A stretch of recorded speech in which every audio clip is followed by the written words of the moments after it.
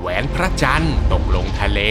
แต่สะเทือนไปทั้ง3โลกจะเกิดอะไรขึ้นเมื่อผีตะเคียนคลอดลูกคนออกมาพระราหูจะเลี้ยงดูเด็กน้อยยังไงการผจญภัยของเด็กชายผู้มีสายเลือดจากเทพเจ้าจะลงเอยแบบไหนเดี๋ยวมารับชมกันครับกับเรื่องราวของจอกแก้วกำเนิดบุตรแห่งดวงจันทร์ครับนานมาแล้วบนท้องฟ้าเหนือโลกมนุษย์ยังมีเทพพระอาทิตย์ขับราชรถส่องแสงเจิดจ้าในตอนกลางวันและในยามค่ำคืนก็จะมีเทพพระจันทร์นำม้าสีขาวบริสุทธิ์ลากราชรถสีเงินออกมาส่องรัศมีอันอบอุ่นให้กับมนุษย์และในดินแดนของมนุษย์นั้นนะครับก็ยังมีพระราหูผู้ที่ถูกพระนารายณ์ตัดตัวขาดครึ่งอาศัยอยู่ตามถ้ำใหญ่บนภูเขาและเขาก็มักจะออกมามองดูพระจันทร์น้องชายของเขาทำงานในยามค่ำคืนอยู่เสมอด้วยจนกระทั่งคืนหนึ่งเป็นวันขึ้น14ค่ำพระราหูก็นึกอยากจะหยอกล้อกับพระจันทร์สักหน่อยเขาจึงเหาะนำร่างครึ่งท่อนของตัวเองขึ้นไปหาพระจันทร์เอามือช้อนราชรถสีเงินเอาไว้จนต้องหยุดชะงักร่างกายอันใหญ่โตของพระราหูเนี่ยนะครับทำให้ท้องฟ้าเกิดปรากฏการณ์ที่เรียกว่าจันทรุปราคามนุษย์ทั้งหลายที่เห็นเหตุการณ์ต่างพากันเชื่อว่าเป็นสัญญาณของลางร้ายพวกเขาจึงพากันออกมาจากบ้านทำการตีระฆังตีหม้อตีไม้เพื่อที่จะขับไล่ราหูฝ่ายพระจันทร์เองเนี่ยก็ตกใจไม่น้อยนะครับพยายามเจรจาขอร้องให้พระราหูกลับไปยังถิ่นฐานของตนเองแต่โดยดีแต่พระราหูก็ยังไม่ยอมไปไหนเมื่อพระนางนาตราชมารดรผู้สถิตอยู่ในวิมานบนสวรรค์สังเกตเห็นว่าพระจันทร์เนี่ยกำลังถูกก่อกวนพระนางจึงรีบออกมาจากวิมานเดินทางมาขับไล่พระราหูให้หยุดยุ่งกับพระจันทร์แต่พระราหูก็ยังไม่ยอมไปไหนครับเพราะอยากจะหยอกล้อให้ทุกคนอารมณ์เสียเล่นๆจนพระนางนาตราชมารดรหมดความอดทนเธอจึงเดินทางไปยังเขาแห่งหนึ่งเพื่อร้องขอให้พระอรหันต์จำนวน500องค์ร่วมกันสวดมนต์ขับไล่พระราหูและคืนความสงบของโลกสวรรค์และโลกมนุษย์ให้กลับคืนมาเหล่าพระอรหันต์ทั้ง500องค์จึงช่วยกันสวดมนต์อย่างเต็มที่ผลของการสวดมนต์เนี่ยนะครับส่งผลให้พระราหูรู้สึกเจ็บปวดเป็นอย่างมากต้องยอมละมือออกจากราชรถของพระจันทร์แล้วเหาะกลับถ้ำของตนเองไปอย่างทุลักทุเลพระจันทร์เองเนี่ยก็ต้องพยายามประคับประคองราชรถของตนเองให้กลับมามั่นคงให้ได้แต่ในระหว่างนี้เองแหละครับพระจันทร์ก็ดันเผลอทำแหวนประจำตัวหลุดออกจากนิ้วตกลงสู่ทะเลไปแต่ด้วยเหตุที่ว่ารุ่งอรุณนั้นใกล้จะมาถึงแล้วพระจันทร์จึงไม่มีเวลาที่จะลงไปเก็บแหวนในมหาสมุทรจำเป็นจะต้องทิ้งแหวนสุดโปรดไปและตัดสินใจขับราชรถกลับสู่วิมานไปก่อน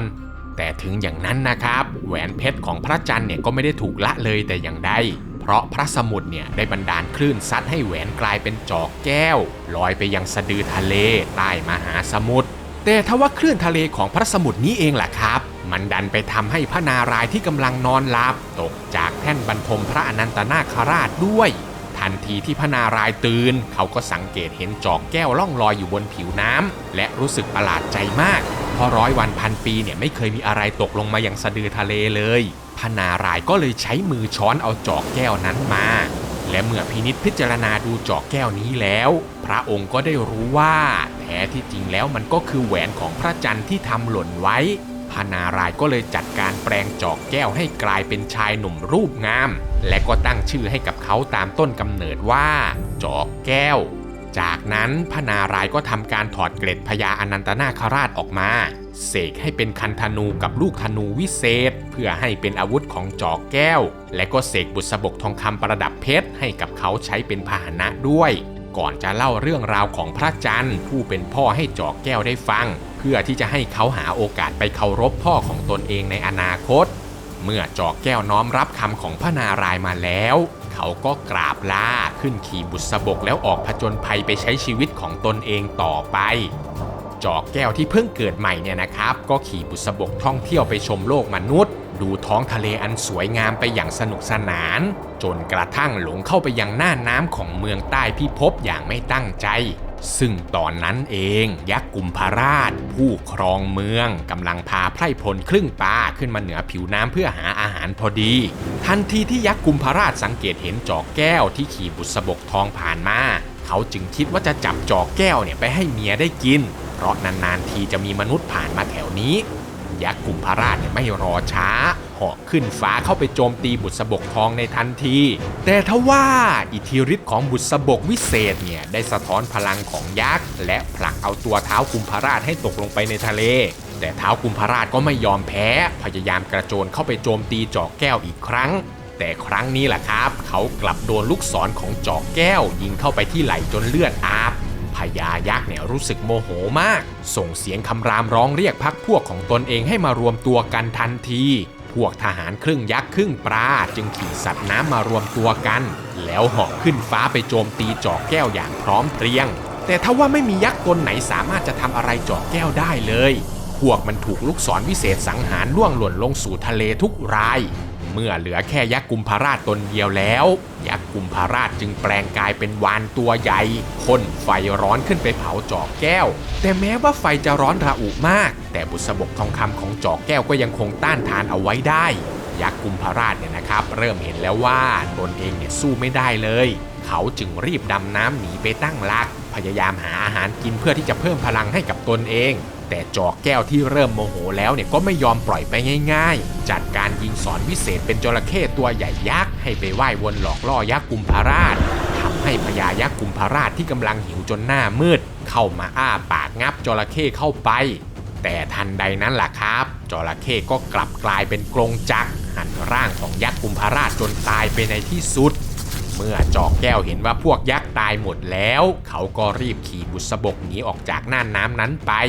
ฝ่ายนางผีเสื้อสมุทรที่กำลังนั่งรอผัวอยู่เนี่ยก็เริ่มผิดสังเกตว่าทำไมสามีของตนถึงหายไปหาอาหารนานจังเธอและบริวารจึงขึ้นมายังผิวน้ำเพื่อตามสามีกลับบ้านแต่ทว่านางผีเสื้อสมุทรกลับขึ้นมาพบกับศพยักษ์มากมายลอยเกลื่อนอยู่บนผิวน้ำและก็ได้พบร่างของสามีที่สิ้นลมหายใจไปแล้วนางยักษ์ผีเสื้อสมุทรเนี่ยเสียใจและก็แค้นใจมากซึ่งในที่เกิดเหตุนั้นนะครับเธอได้พบกับลูกธนูของจอกแก้วนางยักษ์ผีเสื้อสมุทรจึงพาบริวารดำน้ำแหวกว่ายลงไปในมหาสมุทรแล้วเริ่มเสาะหาเบาะแสของจอกแก้วทางด้านจอกแก้วที่ยังไม่รู้ว่ามีคนกำลังตามล่าเขาอยู่เขาก็ขี่บุษบกเหาะเที่ยวไปตามท้องฟ้าจนมืดค่ำทันใดนั้นล่ะครับลมเพลมพัดก็พาเอาบุษบกทองของจอกแก้วให้ลอยไปติดเกยอยู่กับรถม้าของพระจันทร์เข้าพอดีพระจันทร์เนี่ยจดจำแหวนที่นิ้วของจอกแก้วได้แม่นเลยนะครับเพราะมันคือแหวนของตนเองที่เขาทำหล่นหายไปก่อนหน้านี้พระจันทร์ก็เลยเอ่ยถามเรื่องราวที่มาที่ไปของจอกแก้วจนได้รู้ว่าจอกแก้วเนี่ยถือกำเนิดมาจากแหวนของเขาเองสองพ่อลูกจึงได้พูดคุยทำความรู้จักกันทั้งคืนจนท้องฟ้าเริ่มสว่างพระจันทร์ก็เลยจำเป็นต้องบอกลาลูกชายเพื่อกลับสู่วิมานของตนไปฝ่ายจอกแก้วที่เหนื่อยล้ามาทั้งคืนก็ขี่บุษบกไปหาที่นอนพักผ่อนอยู่ริมทะเลแถวนั้นแต่ก็ไม่ทันจะได้นอนเต็มอิ่มครับนางผีเสื้อสมุทรก็ตามมาเจอเขาพอดีนะทุกคนเหล่าบริวารยักษ์เนี่ยกรูกันเข้ามาหาจอกแก้วทันทีแต่พวกยักษ์บริวารเหล่านั้นก็ไม่อาจจะต่อกรกับจอกแก้วได้เลยถูกลูกธนูยิงจนบาดเจ็บหนีลงทะเลไปมากมายนางยักษ์ผีเสื้อสมุทรก็เลยพยายามลงมือต่อสู้ด้วยตนเองแต่เธอก็ไม่อาจจะต่อสู้จอกแก้วได้เช่นกันครับนางยักษ์ผีเสื้อสมุทรจึงตัดสินใจรีบถอนทัพกลับลงสู่เมืองใต้พิภพเพื่อกลับไปวางแผนมาใหม่ซึ่งคราวนี้นะครับนางยักษ์ได้สืบสาวราวเรื่องจนได้รู้ว่าจอกแก้วนั้นเป็นบุตรของพระจันทร์เธอและไพร่พลจึงรอเวลาค่ำให้มาถึงเพื่อพุ่งเป้าไปจัดการกับพระจันทร์แทนทันทีที่พระจันทร์โผล่ขึ้นสู่ท้องฟ้าเหล่ายักษ์ใต้ทะเลจำนวนมากก็พุ่งเข้าไปเล่นงานพระจันทร์ทันทีทำให้รัศมีของพระจันทร์เนี่ยมัวหมองเป็นอย่างมากเมื่อพระราหูในถ้ำบนภูเขาสังเกตเห็นว่าพระจันทร์น้องชายของเขาเนี่ยกำลังตกอยู่ในอันตรายราหูจึงรีบเหาะขึ้นฟ้าไปขัดขวางนางผีเสื้อสมุทรเอาไว้เช่นเดียวกันกับจอกแก้วเมื่อสังเกตเห็นว่าดวงจันทร์หม่นหมองเขาก็รีบขี่บุษบกตรงเข้าไปหาพ่อทันทีตอนนั้นเองล่ะครับจอกแก้วก็ได้เจอกับพระราหูผู้เป็นลุงกำลังต่อสู้กับพวกยักษ์แต่ทั้งสองก็ยังไม่ทันจะได้ทำความรู้จักกันเพราะจะต้องช่วยกันปกป้องพระจันทร์เอาไว้ก่อน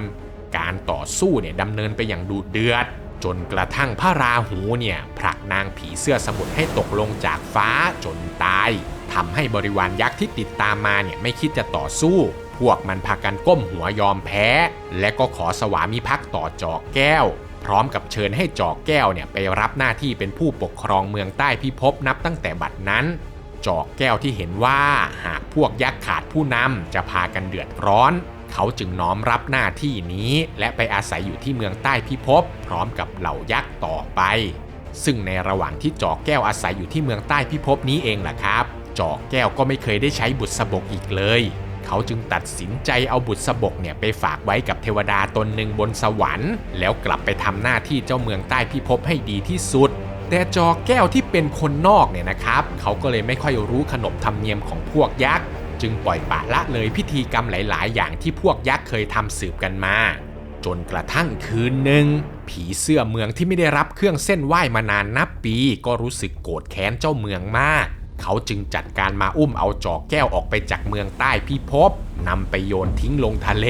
กะจะเอาให้ถึงตายเลยนะครับแต่โชคดีของจอกแก้วที่พระสมุทรเนี่ยเห็นเข้าพอดีพระสมุทรจึงบันดาลแพขึ้นมารองรับร่างของจอกแก้วเอาไว้แล้วให้คลื่นซัดแพของเขาไปยังที่ปลอดภัย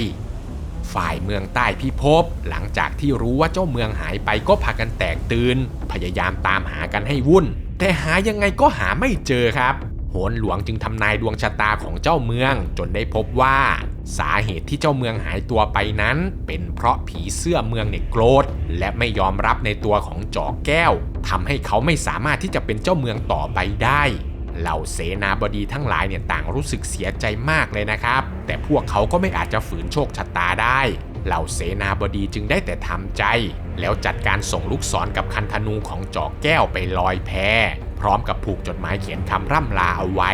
โดยหวังว่าอาวุธวิเศษเหล่านี้จะลอยกลับไปหาเจ้าของมันได้ในที่สุดซึ่งมันก็ลอยกลับไปหาแพของจอกแก้วจริงๆนะทุกคนแพทั้งสองเนี่ยลอยอยู่กลางทะเลพักหนึ่งก่อนจะมาเกยอยู่บนหาดทรายจอกแก้วเนี่ยตื่นขึ้นมาพร้อมกับความตกใจเขาไม่รู้เลยว่าตอนนี้ตัวเองอยู่ที่ไหนและมาอยู่บนแพนี้ได้ยังไงเห็นก็แต่อาวุธของตนเองที่ผูกมากับจดหมายบนแพลำน้อยเท่านั้นและเมื่อจอกแก้วได้อ่านจดหมายจากเมืองใต้พิภพเขาจึงได้พบว่าตนเองเนี่ยไม่ได้เป็นที่ต้อนรับของสิ่งศักดิ์สิทธิ์และไม่สามารถจะกลับไปเมืองใต้พิภพได้อีกแล้วจอกแก้วจึงตัดสินใจเก็บอาวุธและก็ออกเดินทางเข้าป่าไปหาที่อยู่ใหม่เขารอนแรมใช้ชีวิตอยู่ในป่าเพียงลำพังอยู่หลายวันเลยนะครับจนกระทั่งจอกแก้วได้มาเจอกับตายายจำสวนคู่หนึ่งในเขตของเมืองโรมคันตายายทั้งสองจึงช่วยเหลือจอกแก้วเอาไว้รับเอาเขามาเป็นหลานชายจอกแก้วจึงได้ใช้ชีวิตอยู่กับตายายจำสวนนับตั้งแต่นั้นจนกระทั่งมีอยู่วันหนึ่งครับในเมืองโรมคันเนี่ยมีการจัดงานมหรสพครั้งยิ่งใหญ่มีการแข่งขันกีฬาการละเล่นและการแสดงให้ชมมากมายพระเจ้านิลวงศ์พระนางมณีนพเก้าพร้อมด้วยนางสร้อยมยุราลูกสาวของเขาก็ได้ออกมาเดินขบวนชมการละเล่นของชาวเมืองอย่างสนุกสนานสองตายายจำสวนจึงใช้จังหวะนี้แหละครับพาจอกแก้วเข้าไปฝากเนื้อฝากตัวกับพระเจ้านิลวงศ์เพื่อให้เขาได้ทำงานด้วยพระเจ้านิลวงศ์เนี่ยก็เห็นว่าจอกแก้วไม่มีญาติมิตรที่ไหนเขาจึงเมตตามอบหมายงานให้เป็นคนดูแลสวนช่วยสองตายายจำสวนต่อไปและเหตุการณ์ในตอนนี้เองล่ะครับทำให้จอกแก้วได้พบกับนางสร้อยมยุราและทั้งสองเนี่ยก็ตกหลุมรักซึ่งกันและกันในทันทีเลยนะทุกคนหลังจากที่พวกเขากลับเข้าอุทยานหลวงแล้วค่ำคืนนั้นล่ะครับจอกแก้วก็เอาแต่เพ้อฝันถึงนางสร้อยมยุราจนไม่หลับไม่นอนจนถึงรุ่งเช้าจอกแก้วก็รีบเก็บดอกไม้ในสวนมาร้อยเป็นมาลัยใส่ตะกร้า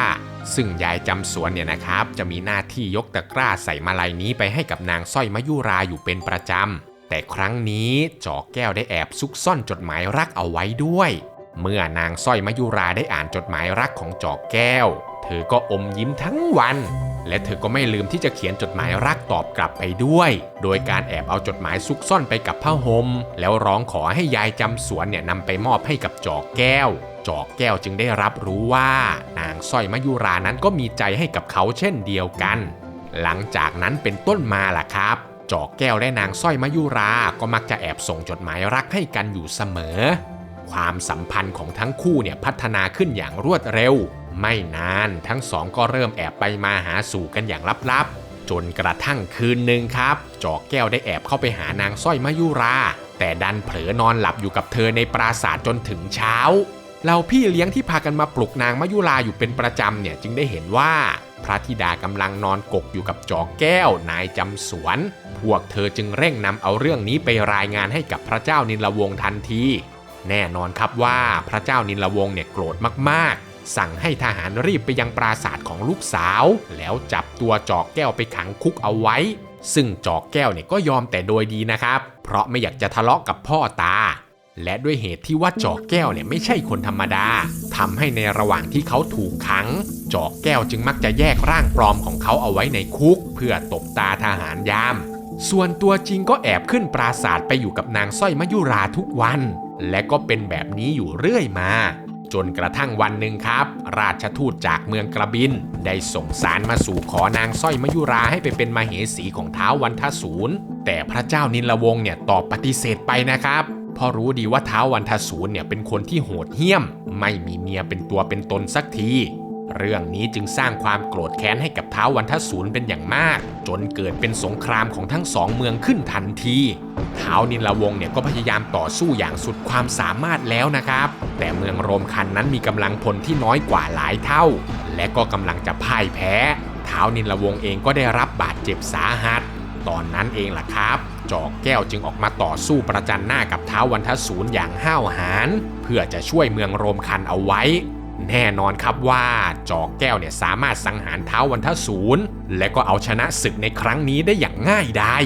คุณงามความดีและความเก่งกาจของจอกแก้วในครั้งนี้เองล่ะครับสร้างความประทับใจให้กับท้าวนิลวงศ์เป็นอย่างมากจอกแก้วจึงได้รับการยอมรับจากเจ้าเมืองและได้เข้าพิธีแต่งงานครองคู่อยู่กับนางสร้อยมยุราอย่างมีความสุขนับตั้งแต่นั้นจนวันหนึ่งครับขณะที่จอกแก้วดูแลนางสร้อยมยุราที่กำลังท้องแก่ใกล้คลอดพรานป่าประจำเมืองก็มาเข้าเฝ้าจอกแก้วเพื่อแจ้งข่าวว่าพวกเขาได้ไปพบช้างเผือกลักษณะดีเหมาะที่จะจับมาเป็นช้างคู่บารมีมากๆทำให้จอกแก้วเกิดความสนใจตอบตกลงที่จะเข้าป่าไปตามล่าช้างเผือกกับพวกพรานป่าเขาเร่งสั่งเคลื่อนพลทั้งม้าและช้างมุ่งหน้าเข้าป่าใหญ่ในทันทีการติดตามรอยเท้าช้างเนี่ยนะครับกินเวลายาวนานถึง3 วัน 3 คืนในที่สุดพวกเขาก็มาเจอกับช้างเผือกและก็สามารถจับมันเอาไว้ได้สำเร็จในระหว่างเคลื่อนพลกลับเข้าเมืองนี้เองจอกแก้วที่ดีใจและเห่อช้างเผือกตัวใหม่นี้เป็นอย่างมากเขาก็ได้ขี่ช้างเผือกแตกแถวไปเที่ยวป่าเพียงลำพังโดยให้เหล่าทหารติดตามเนี่ยมาตั้งค่ายพักผ่อนรออยู่ใกล้ๆแต่ในระหว่างที่จอกแก้วขี่ช้างเผือกเที่ยวเล่นอยู่นั่นเองล่ะครับนางตะเคียนผีร้ายผู้ต้องสาปตนหนึ่งก็ดันมาเจอกับจอกแก้วแล้วตกหลุมรักนางตะเคียนตนนี้นะครับถูกสาปให้เฝ้าอยู่ในป่าแห่งนี้ตลอดกาลจนกว่าที่มันจะพบรักแท้นางตะเคียนจึงคิดว่าจอกแก้วผู้นี้แหละน่าจะช่วยนางให้พ้นคำสาปได้ขณะที่จอกแก้วกำลังชมป่าอยู่เพียงลำพังนางตะเคียนก็เดินทางไปยังค่ายพักของเหล่าทหารติดตามจัดการเป่ามนต์บังกายใส่พวกเขาไม่ให้สามารถมองเห็นจอกแก้วได้จากนั้นก็รีบแปลงกายเป็นสาวงามทำเสน่ห์ใส่ตัวเองเพื่อไปหลอกลวงให้จอกแก้วหลงรักและเดินเข้าไปหาจอกแก้วที่กลางป่าทันทีที่จอกแก้วเห็นนางตะเคียนเนี่ยเขาก็ถูกมนต์เสน่ห์ของนางตะเคียนเข้าอย่างจังเลยนะครับทิ้งช้างเผือกแล้วติดตามไปอยู่กินกับนางตะเคียนในถ้ำลึกนับตั้งแต่นั้นฝ่ายไพร่พลทหารที่ติดตามจอกแก้วมาเมื่อถึงเวลาที่จะต้องกลับแล้วพวกเขาก็รีบไปตามจอกแก้วกลับเมืองแต่ไม่เจอนะครับพวกเขาเจอแต่ช้างเผือกคู่บารมีเท่านั้นพวกทหารเนี่ยพยายามตามหาจอกแก้วอยู่หลายวันแต่ก็ไม่พบเพราะมนต์ของนางตะเคียนได้บังตาเอาไว้สุดท้ายเนี่ยเหล่าทหารก็ต้องทำใจยกขบวนเดินทางกลับเมืองโรมคันเพื่อไปแจ้งข่าวร้ายแก่พระเจ้านิลวงศ์และพระนางมณีนพเก้าและก็นางสร้อยมยุราแม้พวกเขาจะสั่งให้กำลังพลทั้งหมดออกไปตามหาดูอีกรอบแล้วแต่ก็ไม่มีใครเจอร่องรอยของจอกแก้วเลยทั้ง3เนี่ยเป็นห่วงจอกแก้วมากๆเพราะจอกแก้วเนี่ยไม่ได้พกอาวุธวิเศษของตัวเองติดตัวไปเลยแม้แต่ชิ้นเดียวกษัตริย์ทั้ง3จึงให้โหนหลวงลองทำนายดูและก็พบว่าจอกแก้วเนี่ยจะต้องพลัดพรากจากบ้านจากเมืองไปอีกนานหลายปีแต่ก็จะได้กลับมาบ้านอย่างปลอดภัยแน่นอนแม้คำทำนายนี้จะทำให้ทุกคนรู้สึกสบายใจขึ้นมาอยู่บ้างแต่ทั้งนี้เมืองโรมคันก็ไม่ได้นิ่งดูได้ยังคงส่งทหารออกไปตามหาจอกแก้วอยู่เสมอจนเวลาผ่านไปสักพัก นางสร้อยมยุราที่ท้องแก่ก็ได้ให้กำเนิดลูกชายผิวผุดผ่องราวกับแสงจันทร์ออกมาคนหนึ่งทั้งเมืองโรมคันเนี่ยจึงรู้สึกดีใจเป็นอย่างมากได้มีการจัดพิธีรับขวัญและก็งานเฉลิมฉลองให้กับเจ้าชายอย่างยิ่งใหญ่และในวันเดียวกันนั้นเองล่ะครับพระอาทิตย์ซึ่งมีศักดิ์เป็นลุงของจอกแก้วก็ได้เสด็จลงมาตั้งชื่อให้กับโอรสน้อยว่าจอกฮีรันและก็ได้มอบพระขันเอาไว้ให้ใช้เป็นอาวุธประจำกายในอนาคตอีกด้วยสร้างความปราบปลื้มและอัศจรรย์ใจให้กับทุกคนในงานเป็นอย่างมากฝ่ายนางตะเคียนในถ้ำลึกตอนนี้เนี่ยนะครับนางก็ได้อยู่กินกับจอกแก้วมานานพอสมควรแต่นางก็ยังคงไม่หลุดพ้นจากคำสาปนะทุกคนเพราะว่าความรักครั้งนี้เนี่ยมันไม่ใช่รักที่แท้จริงจนกระทั่งนางตะเคียนตั้งท้องและใกล้คลอดตอนนั้นเองล่ะครับพลังมนต์ดำของเธอก็เริ่มเสื่อมลงทำให้จอกแก้วเนี่ยกลับมามีสติได้อีกครั้งทันทีที่จอกแก้วรู้ตัวว่าตนเองหลงมาอยู่ในถ้ำกับหญิงท้องแก่เขาก็ตกใจมากๆรีบวิ่งหนีนางตะเคียนไปเพราะความหวาดกลัวนางตะเคียนที่ไม่มีแรงจะวิ่งตามเนี่ยก็ได้แต่เดินตามผัวไปช้าๆพร้อมกับร้องตะโกนเรียกจอกแก้วให้กลับมาหาตนแต่ทว่าขณะนั้นเองล่ะครับนางตะเคียนก็เกิดเจ็บท้องแล้วคลอดลูกน้อยออกมากลางป่าอันมืดมิดวินาทีแรกที่นางตะเคียนได้เห็นหน้าลูกชายเธอก็ค้นพบว่าความรักของเธอที่มีต่อลูกมันเป็นรักที่แท้จริงทำให้นางตะเคียนหลุดพ้นจากคำสาปในทันทีดวงวิญญาณของเธอค่อยๆเสื่อมสลายเพื่อเดินทางไปเกิดใหม่ในภพหน้าเด็กชายตัวน้อยจึงถูกทอดทิ้งไว้กลางป่าอันมืดมิดเด็กน้อยที่เพิ่งจะเกิดมาเนี่ยช่างน่าสงสารยิ่งนักเทพาอารักษ์ที่อยู่แถวนั้นจึงอยากจะช่วยพวกเขาจึงรวมแรงกันไปดลใจให้พระราหูออกมาจากถ้ำพระราหูก็เลยได้ออกมาเดินเที่ยวเล่นกลางป่าและก็ได้มาเจอกับเด็กทารกที่ถูกทิ้งเอาไว้พอดีและเขาก็ไม่นิ่งดูดายนะครับรีบเข้าไปอุ้มเอาเด็กชายขึ้นมาแล้วก็กล่อมนอนก่อนจะพยายามพินิจดูเด็กชายคนนี้ว่าเป็นใครมาจากไหน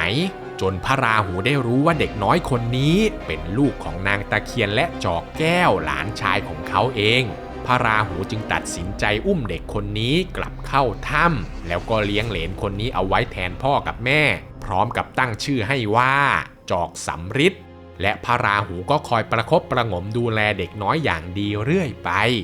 ฝ่ายจอกแก้วที่วิ่งหนีนางตะเคียนอยู่ในป่าเนี่ยนะครับไม่นานนักเขาก็หลงป่าหาทางออกไม่ได้แหวนหรืออาวุธวิเศษก็ไม่มีติดตัวมาเลยเขาจึงต้องใช้ชีวิตเป็นคนป่าเช่นนั้นต่อไปอย่างยากลำบากพวกทหารเมืองโรมคันที่เข้ามาค้นหาตัวจอกแก้วอยู่ตลอดเนี่ยก็ไม่เคยมีใครพบตัวของจอกแก้วเลยนะครับเพราะมนต์บังกายของนางตะเคียนเนี่ยมันยังคงทำงานอยู่จอกแก้วจึงดำรงชีวิตอยู่ในป่าเพียงลำพังกลายเป็นคนป่าแบบนี้อยู่นานถึง10 ปีจนตอนนี้เนี่ยจอกฮิรันลูกชายของจอกแก้วกับนางสร้อยมยุราก็เติบโตเป็นหนุ่มแล้วเด็กน้อยที่ไม่เคยเจอหน้าพ่อมาก่อนเลยก็เริ่มอยากจะเห็นหน้าพ่อจอกฮิรันจึงตั้งใจไปขออนุญาตแม่และตายายเพื่อออกเดินทางไปตามหาพ่อ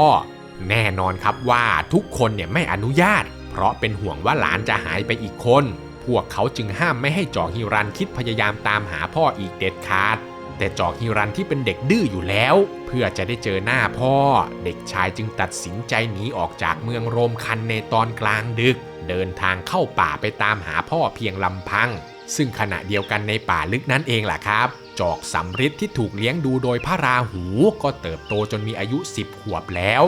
จอกสำริดเนี่ยนะครับได้รับการฝึกฝนเรื่องต่างๆมากมายจากพระราหูและก็ได้กระบองอันแข็งแกร่งจากพระราหูเป็นอาวุธคู่ใจและก็เช่นเดียวกันครับจอกสำริดเนี่ยก็อยากจะเจอหน้าพ่อและแม่ของเขาเหมือนกันกับจอกฮิรันจอกสำริดจึงไปร่ำลาพระราหูและขออนุญาตออกเดินทางไปตามหาพ่อแม้จะเป็นห่วงอยู่บ้างแต่พระราหูก็อนุญาตเพราะจอกสำริดเนี่ยเติบโตอยู่ในป่าสามารถเอาชีวิตรอดจากภัยอันตรายต่างๆได้ดีอยู่แล้วจอกสำริดจึงได้ออกเดินทางสำรวจหาเบาะแสของพ่อโดยเริ่มต้นจากจุดที่พระราหูมาพบเขากระทั่งจอกสำริดเนี่ยนะครับเดินทางมาเจอจอกฮิรันกลางป่าและก็เกิดการคอมเมนต์ใส่กันตั้งแต่ครั้งแรกที่เจอด้วยความเป็นเด็กทั้งสองเนี่ยก็ไม่ได้พูดอะไรกันมากครับเกิดการทะเลาะวิวาทต่อสู้กันขึ้นทันทีการต่อสู้ของเด็กทั้งสองเนี่ยกินเวลาอยู่นานเลยนะครับผมเพ ราะพระขันของจอกฮิรันและกระบองของจอกสำริดไม่ยอมทำร้ายคู่ต่อสู้เลยทุกครั้งที่อาวุธทั้งสองกระทบกันมันก็จะเกิดประกายแวววาวขึ้นมาแต่จะไม่ทำอันตรายอะไรฝ่ายตรงข้ามเลยจนทั้งคู่เนี่ยเริ่มเหนื่อยและยุติการต่อสู้หันหน้ามาพูดคุยกันดีๆจนได้รู้ว่าทั้งสองเนี่ยเป็นพี่น้องกันและก็มีเป้าหมายเดียวกันนั่นก็คือการตามหาพ่อจอกแก้วทำให้สองพี่น้องได้พักผ่อนร่วมกันกลางป่าพูดคุยกันจนหลับแล้วก็ออกเดินทางไปตามหาพ่อร่วมกันในวันต่อมาจอกฮิรันและจอกสำริดเนี่ยนะครับเดินทางแกะรอยลัดเลาะไปตามป่าเขาอยู่พักใหญ่ทั้งสองก็ได้มาแวะเล่นน้ำอยู่ในสระใหญ่แห่งหนึ่งเพื่อคลายร้อนแต่สระน้ำแห่งนั้นมันไม่ใช่สระทั่วไปครับเพราะมียักษ์มากถึง 40,000 ตัวเฝ้าดูอยู่พวกมันเนี่ยไม่พอใจเอามากๆที่มีเด็กมารบกวนยักษ์ทั้งหมดจึงทะยานตัวขึ้นมาจากสระน้ำเพื่อขับไล่ทั้งสองแต่ทว่ายักษ์ทั้ง 40,000 ตนเนี่ยกลับถูกสองพี่น้องตัวจิ๋วจัดการจนบาดเจ็บสาหัสกันทั่วหน้าจนต้องขอยอมแพ้และขอสวามิภักดิ์เป็นทาสของจอกฮิรันและจอกสำริดไปตลอดเด็กน้อยทั้งสองจึงได้ให้อภัยพวกยักษ์และก็ขอโทษที่พวกตนเนี่ยมาส่งเสียงรบกวนซึ่งการต่อสู้ครั้งนี้เองล่ะครับเทวดารักษาบุษบกทองบนสวรรค์จึงได้เห็นเด็กทั้งสองเทวดาก็เลยอยากจะช่วยสองพี่น้องตามหาพ่อของเขาจึงตัดสินใจปล่อยบุษบกทองของจอกแก้วที่ฝากเอาไว้ให้พุ่งลงมาจากฟ้ามอบให้สองพี่น้องได้ใช้ขี่ตามหาพ่อต่อไปจอกฮิรันและจอกสำริดเนี่ยตกใจมากเลยนะครับเมื่อได้เห็นบุษบกทองตกลงจากฟ้ามาอยู่ต่อหน้าตนเองพอเด็กทั้งสองลองขึ้นไปขี่บุษบกทองดูบุษบกทองนั้นก็พาทั้งสองเหาะไปตามหาพ่อทันทีเด็กน้อยเนี่ยสนุกสนานกับการเหาะเหินเดินอากาศเอามากๆเลยนะครับพวกเขาบังคับบุษบกทองให้เหาะไปชมนกชมไม้ตามใจอยากจนกระทั่งพวกเขาได้เข้าไปในเขตของนกยักษ์พินุภักษ์ยักษ์ร้ายที่กำลังหิวกระหายอยู่พอดีพอเจ้านกยักษ์มันได้เห็นเด็กชายทั้งสองเหาะผ่านมามันก็รีบพุ่งทะยานเข้าไปจับเพื่อหมายจะเอามากินทันทีแต่นกยักษ์พินุภักษ์เนี่ยไม่สามารถที่จะเข้าไปทำร้ายเด็กชายที่อยู่ในบุษบกทองได้เลยทำได้แต่บินวนไปวนมาและพยายามผลักบุษบกทองให้ตกจากท้องฟ้าเท่านั้นตอนนั้นเองล่ะครับจอกแก้วที่กำลังเดินเตร่อยู่ในป่าก็สังเกตเห็นแสงของบุษบกทองของตัวเองลอยอยู่เหนือหัวและก็เห็นเด็กน้อยกำลังถูกนกยักษ์ทำร้ายเขาจึงรีบปีนขึ้นต้นไม้อย่างรวดเร็วกะว่าจะไปช่วยเด็กแต่จอกฮิรันกับจอกสำริดเนี่ยเก่งกาจมากทั้งสองสามารถเอาพระขันและกระบองฟาดไปจัดการเด็ดปีกและหักขาของนกยักษ์พินุภักษ์จนร่วงตกจากฟ้าและตายไปในที่สุดจอกแก้วบนยอดไม้ที่ได้เห็นดังนั้นก็รู้สึกประทับใจเป็นอย่างมากเอ่ยปากชมเด็กทั้งสองและก็ไถ่ถามว่าทั้งสองเนี่ยเป็นลูกเต้าเหล่าใครแล้วทำไมบุษบกทองของเขาจึงมาอยู่กับเด็กทั้งสองได้จอกฮิรันและจอกสำริดจึงได้เล่าเรื่องราวทั้งหมดให้ฟังพร้อมกับเล่าว่าพวกเขาเนี่ยกำลังตามหาพ่อจอกแก้วกันอยู่พอจอกแก้วได้ยินแบบนั้นก็ดีใจสุดขีดเลยนะครับเขาไม่คิดไม่ฝันว่าจะได้เจอลูกชายตนเองในวันนี้จอกแก้วก็เลยเล่าเรื่องราวของตนเองให้แก่ลูกๆฟังเด็กทั้งสองเนี่ยก็ดีใจมากรีบรับเอาพ่อขึ้นบุษบกทองแล้วเดินทางกลับสู่เมืองโรมคันทันทีด้วยความรวดเร็วของบุษบกทองทั้ง3เนี่ยจึงไปถึงเมืองโรมคันได้อย่างรวดเร็วทุกคนเนี่ยนะครับต่างตื่นตาตื่นใจกับบุษบกทองที่ลอยลงมาจากฟ้าพระเจ้านิลวงศ์พระนางมณีนพเก้าและนางสร้อยมยุราเมื่อได้เห็นจอกแก้วและลูกหลานก็ดีอกดีใจกันมากๆรีบพากันออกมาต้อนรับและเข้าสวมกอดกันด้วยความดีอกดีใจจอกแก้วเองเนี่ยก็ไม่ลืมที่จะแนะนำจอกสำริดลูกชายของเขากับนางตะเคียนให้กับทุกคนได้รู้จักด้วยและแม้ว่าจะเป็นลูกที่เกิดจากนางผีร้ายแต่ทุกคนเนี่ยก็ยินดีต้อนรับจอกสำริดเข้าสู่ครอบครัวและให้ความรักกับจอกสำริดไม่ต่างจากจอกฮิรันเลยหลังจากที่ทุกคนได้กลับมาพร้อมหน้าพร้อมตากันแล้วเมืองโรมคันก็จัดงานรับขวัญครั้งยิ่งใหญ่ดนตรีมโหรสพเนี่ยดังกังวานไปจนถึงเขาไกรลาศเลยนะครับพระอิศวรที่รับรู้ได้ก็เห็นว่าเป็นเรื่องดีที่เขาจะลงมาร่วมงานด้วยก็เลยจัดการเสกแก้วมณีสีเหลืองเป็นม้าและก็เสกแก้วมณีสีม่วงให้เป็นโคเหาะนำลงไปมอบให้กับจอกฮิรันและจอกสำริดฝ่ายพระอาทิตย์พระจันทร์และก็พระราหูก็เสด็จมาอวยพรให้เมืองโรมคันพบแต่ความสุขความเจริญด้วยเช่นกัน นับตั้งแต่นั้นมาล่ะครับทุกคนในเมืองโรมคันก็ได้อยู่ร่วมกันอย่างมีความสุขสืบต่อไปครับและทั้งหมดนี้นะครับก็คือเรื่องราวของจอกแก้วที่ผมได้นำเอามาฝากทุกคนในวันนี้นะครับหากมีข้อมูลตรงไหนผิดพลาดหรือตกหล่นตรงไหนไปเนี่ยผมและทีมงานต้องกราบขออภัยทุกคนด้วยนะครับถ้าเพื่อนๆชอบคลิปแบบนี้ก็อย่าลืมกดไลค์กดติดตามแล้วก็แชร์คลิปนี้ออกไปเพื่อเป็นกำลังใจให้กับผมและทีมงานด้วยนะครับหรือเพื่อนๆคนไหนอยากจะสนับสนุนมากกว่านี้ก็สามารถสมัครเข้ามาเป็นสมาชิกแบบรายเดือนหรือจะส่งเป็นซุปเปอร์แตงเข้ามาเป็นกำลังใจให้กับพวกเราได้นะครับคลิปหน้าอยากจะฟังเรื่องราวเกี่ยวกับอะไรก็คอมเมนต์เอาไว้ได้เลยนะครับผมอ่านทุกคอมเมนต์แน่นอนครับสำหรับคลิปนี้ก็มีเพียงเท่านี้เนาะแล้วเจอกันใหม่คลิปวิดีโอหน้าครับผมสวัสดีครับบ๊ายบาย